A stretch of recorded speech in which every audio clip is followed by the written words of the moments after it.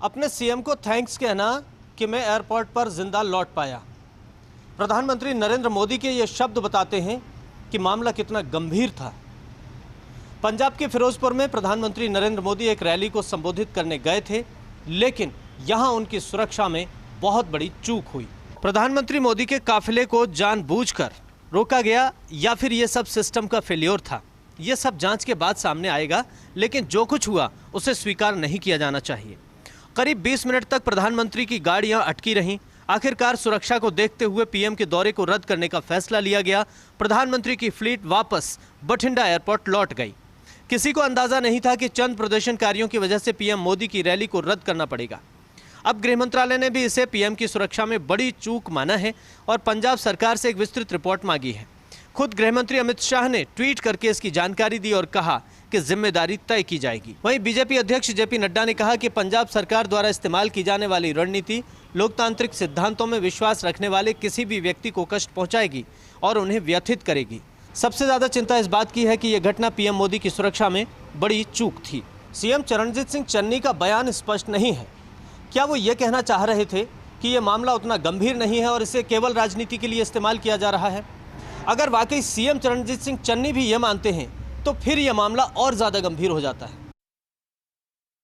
पंजाब में प्रधानमंत्री नरेंद्र मोदी की सुरक्षा में चूक का बड़ा मामला सामने आया है। इसके चलते प्रधानमंत्री की फिरोजपुर की रैली भी रद्द कर दी गई, जिसके बाद मुख्यमंत्री चन्नी ने कहा कि मुझे खेद है प्रधानमंत्री को वापस लौटना पड़ा, लेकिन हम प्रधानमंत्री का सम्मान करते हैं और अगर कुछ भी सुरक्षा में सेंध हुई है तो इस मामले में गहनता से जांच की जाएगी। सीएम चन्नी ने अपने सफाई में आगे कहा, हमारे देश में एक लोकतांत्रिक व्यवस्था है। मुझे भी पीएम मोदी के साथ जाना था, लेकिन कोरोना पॉजिटिव के संपर्क में आने के कारण मैं नहीं गया और इसलिए मैंने वित्त मंत्री मनप्रीत बादल और डिप्टी सीएम सुखजिंदर सिंह को भेज दिया। पीएम का मिनट टू मिनट प्रोग्राम मेरे पास था। रास्ता रोकने वाले प्रदर्शनकारी अचानक आकर सड़क पर बैठ गए। हालांकि शांतिपूर्वक प्रदर्शन कर रहे किसानों से पीएम की सुरक्षा का कोई खतरा नहीं था। हमने उनसे खराब मौसम की स्थिति और विरोध के कारण दौरा रोकने को कहा था। हमें प्रधानमंत्री के अचानक मार्ग परिवर्तन की कोई भी सूचना नहीं थी। वहीं जब किसानों की बात हुई तो सीएम चन्नी ने कहा कि किसान पिछले 1 साल से शांतिपूर्ण तरीके से आंदोलन कर रहे हैं, मैं उन पे लाठीचार्ज नहीं करूंगा।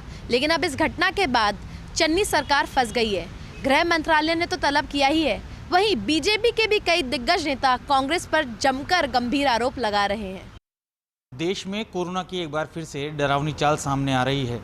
दिल्ली के ताज़ा आंकड़ों की बात करें तो आज दिल्ली में 10,000 से ज़्यादा केस सामने आए, जिनमें से 8 मरीजों की मौत हो चुकी है। दिल्ली के स्वास्थ्य मंत्री सत्येंद्र जैन ने कहा है कि ये साफ है कि देश के लिए कोरोना की ये अगली लहर जरूर है, लेकिन दिल्ली के लिए हम इसे 5वीं लहर मानते हैं। मुंबई में भी कोरोना वायरस के डरावने वाले आंकड़े सामने आए हैं। पिछले 24 घंटे में 15,166 लोग कोविड संक्रमित हुए हैं और 3 मरीजों की मौत हुई है। बात करें राजस्थान की तो यहाँ भी कोरोना मरीजों का आंकड़ा 5,000 पार पहुँच चुका है। पिछले 24 घंटे में जयपुर, जोधपुर में एक मौत हो चुकी है। वहीं इसी बीच अब स्वास्थ्य मंत्रालय का भी बयान सामने आया है। उन्होंने कहा है कि कोरोना के नए वेरिएंट ओमिक्रॉन की वजह से दुनिया में कोरोना के केस बढ़ रहे हैं। भारत में भी ओमिक्रॉन से पहली मौत की पुष्टि हो चुकी है। आपको बता दें कि देश में अब तक ओमिक्रॉन के 2134 मामले सामने आ चुके हैं, जिनमें से 828 लोग अब तक रिकवर हो चुके हैं। वहीं इसी बीच स्वास्थ्य मंत्रालय के बयान ने भी ये जारी किया है कि जिस तरीके से लगातार ओमिक्रॉन वेरिएंट बढ़ रहा है, उसके लिए ना सिर्फ आपको मास्क लगाने की ज़रूरत है, बल्कि जल्द से जल्द अपना वैक्सीनेशन कराने की भी ज़रूरत है। प्रदेश सरकार ने पूर्व आईएएस ऑफिसर अनिल चंद पुनेठा को एक बड़ी जिम्मेदारी दी है। राज्य सरकार ने अनिल चंद पुनेठा को मुख्य सूचना आयुक्त बनाया है।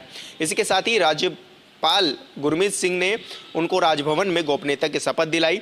आपको बता दें कि अनिल चंद पुनेठा 1984 बैच के आईएएस ऑफिसर हैं और आंध्र प्रदेश में बतौर मुख्य सचिव अपनी सेवाएं दे चुके हैं। इसके साथ ही अब वो उत्तराखंड में हैं। उत्तराखंड के चंपावत से ही रहने वाले अनिल चंद पुनेठा ने अपनी 7वीं तक की पढ़ाई चंपावत में की और उसके बाद हरिद्वार और दिल्ली से अपनी पढ़ाई को कंप्लीट किया।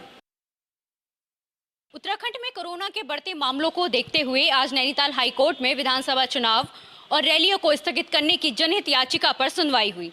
आपको बता दें, नैनीताल हाईकोर्ट ने मामले को सुनने के बाद चुनाव आयोग और भारत सरकार से पूछा है कि क्या चुनाव रैलियां वर्चुअली और वोटिंग ऑनलाइन हो सकती है। मामले की सुनवाई कार्यवाहक मुख्य न्यायाधीश संजय कुमार चौहान और न्यायमूर्ति आलोक कुमार वर्मा की खंडपीठ में हुई।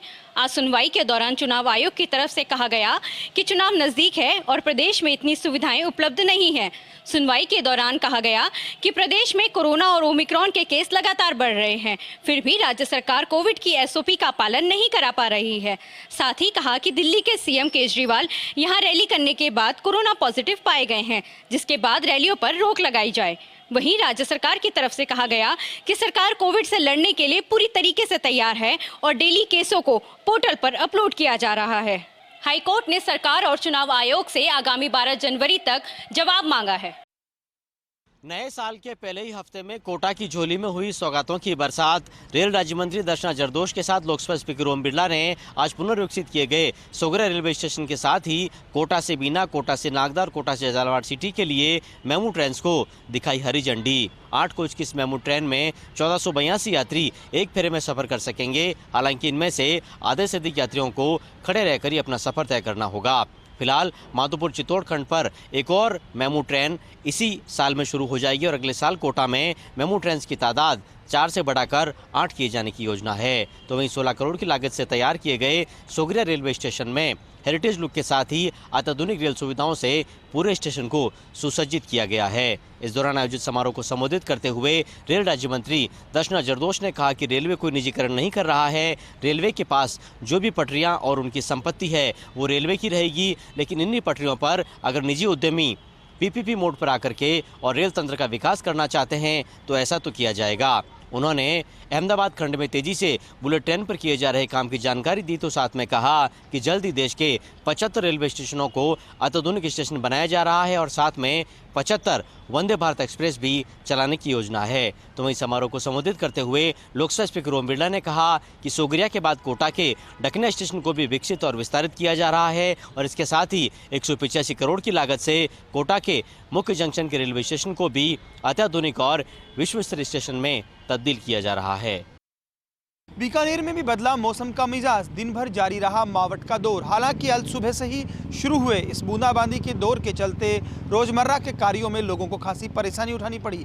खास तौर पर 2 व्हीलर्स पर चलने वाले, मजदूरी करने वाले और रोज कार्यालय जाने वाले लोगों को खासी दिक्कत हुई। हालांकि ये मावठ किसानों के लिए लाभप्रद मानी जाती है, उनकी फसलों के लिए ये अमृत से कम नहीं है, लेकिन यहाँ भी बीकानेर में मंडी प्रशासन की लापरवाही ने एक तरफ किसानों की मेहनत पर भी पानी फेर दिया। दरअसल खेतों में तो मावठ किसानों की फसल के लिए लाभदायक रही, लेकिन मंडी में मंडी प्रशासन की लापरवाही किसानों की मेहनत पर पानी फेर गई। दरअसल यहाँ मूंगफली की फसल जो बेचने के लिए लाई गई थी वो पानी में तैरती दिखाई दी। हालांकि फर्स्ट इंडिया न्यूज़ की खबर के बाद जिला प्रशासन भी हरकत में आया। कलेक्टर नमित मेहता ने पूरे मामले में गंभीरता दिखाई है और मंडी प्रशासन से भी इस पूरे मसले पर जानकारी ले रहे हैं। वहीं किसानों में इस बात का विरोध दिखा कि मंडी प्रशासन को बार बार कहने के बावजूद सुनवाई नहीं की गई। ये अंदेशा था कि बारिश होगी, लेकिन उनकी फसल को नहीं बचाया गया। देश की पश्चिमी सीमा पर स्थापित किशनगढ़ फील्ड फायरिंग रेंज में आज एक बम फटने से चरावा गंभीर रूप से घायल हो गया, जिसका जैसलमेर के राजकीय जवाहर अस्पताल में उपचार के बाद जोधपुर रेफर कर दिया गया। जैसलमेर से लगती भारत पाकिस्तान सीमा पर किशनगढ़ फील्ड फायरिंग रेंज में बुधवार को बम के फटने से चरावा गंभीर रूप से घायल हो गया। घायल को गंभीर अवस्था में रामगढ़ अस्पताल लाया गया, जहाँ प्राथमिक उपचार के बाद जैसलमेर की राजकीय जवाहर अस्पताल रेफर कर दिया गया। जवाहर अस्पताल में डॉक्टरों ने उसका इलाज शुरू किया और हादसे में घायल कुटल सिंह का एक हाथ का पंजा उड़ गया, साथ ही उसके पैरों की हाथ में गंभीर रूप से चोट आई है। सेवा निवासी घायल कुटल सिंह ने बताया कि मवेशियों को चराते वक्त यह हादसा हुआ और उसने बताया कि उसकी भेड़ बकरियां चरते हुए फील्ड फायरिंग रेंज में घुस गई थी। किशनगढ़ फील्ड फायरिंग रेंज में बहुत संख्या में बम पड़े थे। उसने एक बम को जैसे ही हाथ में लिया तभी यह हादसा हो गया। उसके साथ वाले चरावा उसे लेकर रामगढ़ अस्पताल लाए, जहां गंभीर अवस्था में उसे जैसलमेर रेफर किया गया। हादसे में उसके एक हाथ का पंजा उड़ गया है और शरीर के बाकी अंगों में गंभीर रूप से चोटें आई है। आपको बता दें कि सरहद पर स्थापित किशनगढ़ फील्ड फायरिंग रेंज में सीमा सुरक्षा बल के जवान और अधिकारी नियमित अभ्यास करते हैं। अभ्यास के दौरान कई बम जमीन के अंदर धंस जाते हैं, जो फटते नहीं है, जो बाद में इस तरीके को हादसे को अंजाम देते हैं। भरतपुर में हुआ कोरोना विस्फोट। भरतपुर मेडिकल कॉलेज के 31 छात्र निकले कोरोना पॉजिटिव। कॉलेज के छात्रावास में किया गया सभी को क्वारंटाइन, तो वहीं नगर निगम क्षेत्र के 1 से 8 तक विद्यालयों को किया गया बंद। भरतपुर जिला कलेक्टर हिमांशु गुप्ता ने बताया कि जिले में अब तक ओमिक्रॉन के 101 संक्रमित पाए गए हैं, जिनमें आज मेडिकल कॉलेज में 31 छात्र पॉजिटिव पाए गए हैं, जिनमें किसी प्रकार का लक्षण नहीं पाया गया है। इन छात्रों को कॉलेज परिसर स्थित छात्रावास में क्वारंटाइन कर दिया गया है। साथ ही शैक्षणिक व्यवस्थाएं स्थगित कर दी गई हैं तथा आगामी परीक्षाओं के संबंध में विश्वविद्यालय से दिशा निर्देश मांगे गए हैं। अब तक पॉजिटिव रोगियों में 90% संक्रमित नगर निगम क्षेत्र में पाए गए हैं। भरतपुर जिला कलेक्टर हिमांशु गुप्ता ने बताया कि ओमिक्रॉन संक्रमितों की संख्या में वृद्धि की संभावना है। ऐसे में राज्य सरकार द्वारा की गई गाइडलाइन की 100% पालना करनी होगी।